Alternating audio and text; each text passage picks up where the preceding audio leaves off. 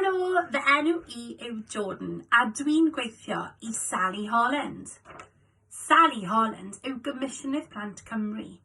Rôl Sally yw gwneud yn siŵr fod bob plentyn yn Gymru yn cael hawliau plant.